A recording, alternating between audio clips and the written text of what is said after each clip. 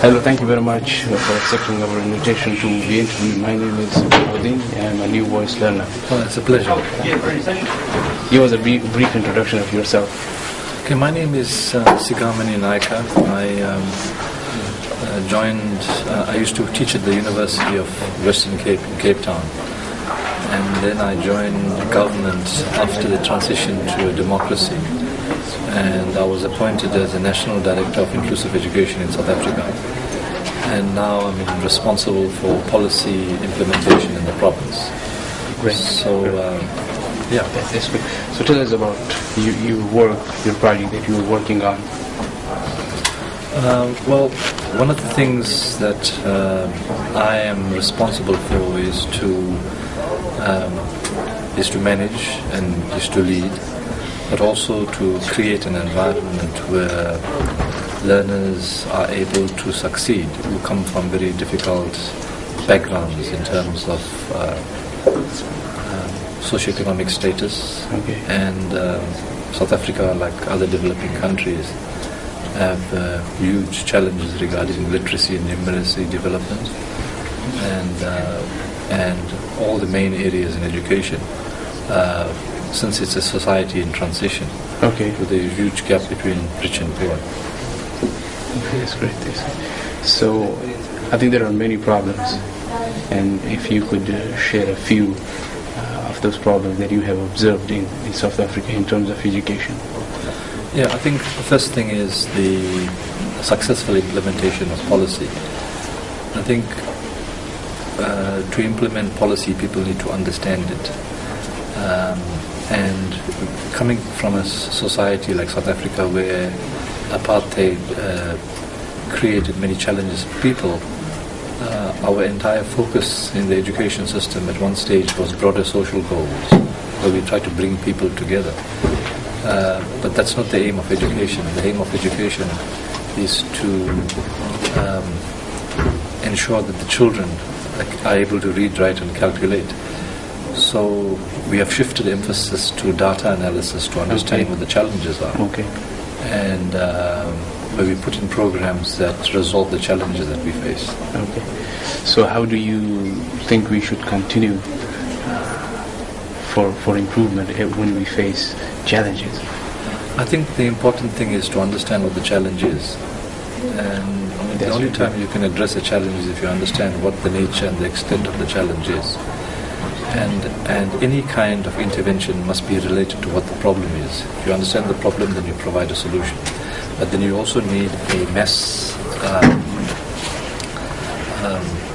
grouping of people who can work together and address the challenges that are faced by the people. Okay, that's wonderful. So, you come from South Africa, and I think Nelson Mandela is one of the famous person known around the world, and he faced a lot of challenges. So what do you think, what made him successful? One point that exists in that amazing personality. I think is probably the greatest quality is the issue of love. I think he brought together people from different races at a time where there could have been a revolution, there could have been a violent revolution, where he was able to celebrate diversity and where he was able to win the minds of all the people at one particular stage in South Africa where things could have went horribly wrong. Okay. So he's a great leader who has a lot of compassion for people. Okay. Do you have any innovative idea for education or for change? I think the important thing is in any transformation process and for educational change, you need to bring people from the margins to the center, people who are alienated and people who are dispossessed. We need to bring them to the center. And the only way you're going to bring people to the center is if you provide them with the skills. And I think in all developing contexts in the world, we need to understand what the challenges are, and we need to get a critical mass of people together and give them the tools to advance their societies. Okay.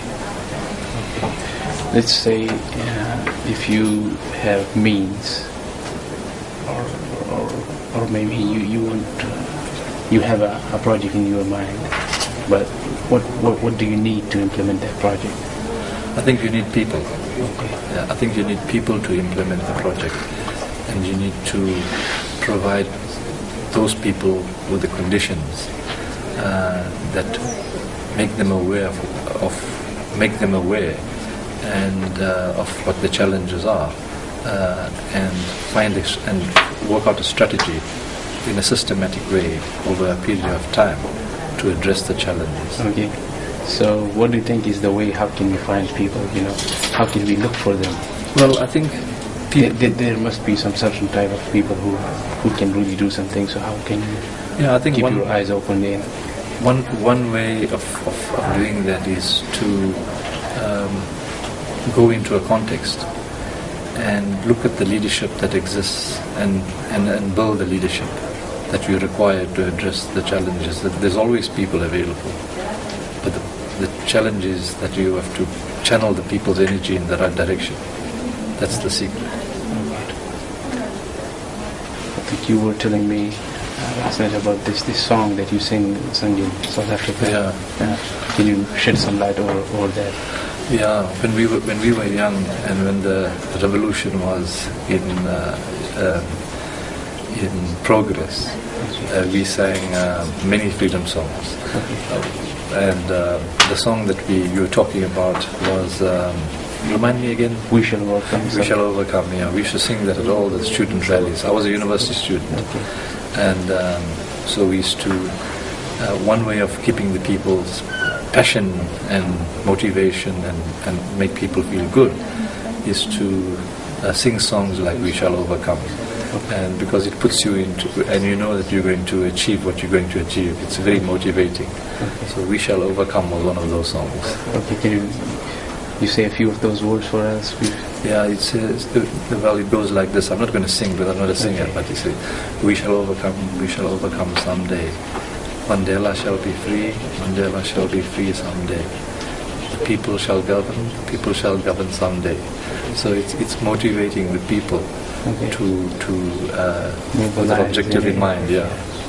Okay, that's wonderful. That's wonderful. So, is there any message that you would like to share with young learners?